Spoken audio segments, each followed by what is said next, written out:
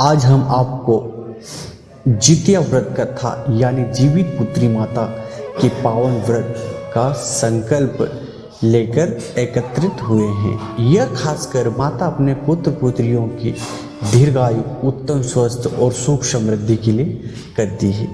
जितिया व्रत का महत्व केवल व्रत उपवास में नहीं बल्कि माँ के उस निश्चल प्रेम और त्याग में है जो संतान के लिए जीवन भर तक जागती है। यह व्रत हमें यह सिखाता है कि सच्चे मन से की गई प्रार्थना और श्रद्धा कभी व्यर्थ नहीं जाएगी।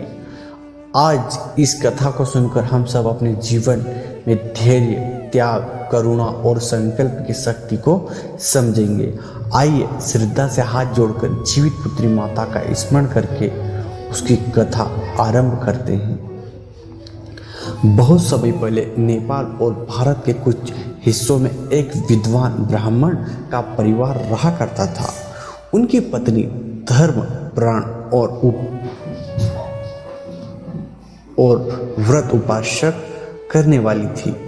एक बार उन्होंने जीवित पुत्री का जितिया व्रत किया। उसी नगर में एक निशादनी धोबी चंडालनी भी रहा करती थी। उसने ब्राह्मणी को व्रत करते देखा और उसने व्रत की विधि जान ली। उसने भी यह व्रत किया। व्रत की महिमा ऐसी थी कि निशादनी की संतान भी सुरक्षित रही और ब्राह्मण की संतान भी। समय बीता और दोनों की संतानें बड़ी होकर राजा के दरबार में नौकरी करने लगी। ब्राह्मण के पुत्र बड़े बलवान थे, परंतु निशादनी के पुत्र और भी तेजस्वी निकले। एक दिन शिकार पर जाते समय सभी नदी पार करने लगे। निशादनी के पुत्र नदी में डूबने लगे, तभी ब्राह्मण के पुत्र ने उन्हें बचा लिया। निशादनी की संतानें आभारी होकर बोली, हमारी माँ ने जितिया व्रत किया था, उसी व्रत के फल से हम आज जीवित बचे। यह सुनकर सबको व्रत की महिमा समझ आई। जितिया व्रत करने वाली स्त्रियों की संतानें हमें दीर्घायु और सुखी रहती है। दूसरी कथा एक और रूप से जीवित वाहन नामक एक राजकुमार का उल्लेख किया जाता है। जीवित मुतवाहन दयालु और करुणामय थे।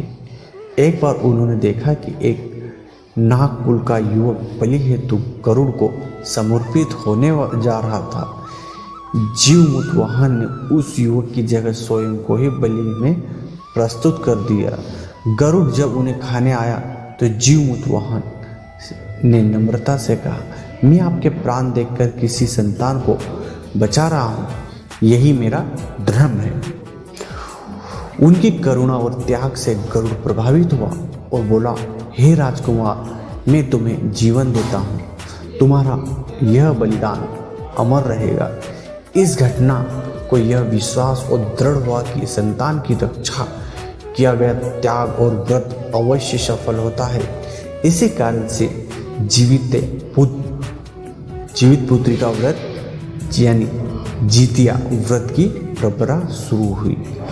इसका महत्व, यह व्रत आश्विन कृष्ण पक्ष की सप्तमी को नहाय खाई, अष्टमी को निर्जल उपवास और नवमी को पारण के साथ पूरा होता है। इसमें माता संकल्प लेकर बच्चे की लंबी उम्र, सुख समृद्धि और हर संकट की रक्षा के लिए प्रार्थना करती है। ये जितिया पुत्री का माता जैसे जीवमुत वाहन को जीवित दिया, वैसे ही हमारी संतान को लंबी आयु, उत्तम स्वस्थ, सुख समृद्धि प्रदान करता है, हमारे जीवन में प्रसन्न, शांति और मंगलमय बना देता है। व्रत की विधि इस प्रकार है। सप्तमी, इस दिन वती माता सूर्योदय से पहले स्नान कर स्वच्छ वस्त्र धारण करके नदी तालाब में स्नान करके घर लाए हुए जल से पूजा की जाती है। चने की दाल, साग और मछली या जो भी परंपरा अनुसार हो से भोजन व्रत का संकल्प लिया है। इस दिन निर्जल उपवास रखा जाता है।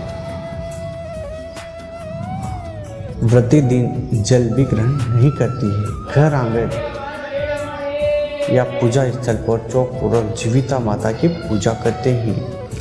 फल फूल दीपक विशेष पकवान चढ़ाए जाते हैं। कथा श्रवण और भजन कीर्तन भी किया जाता है।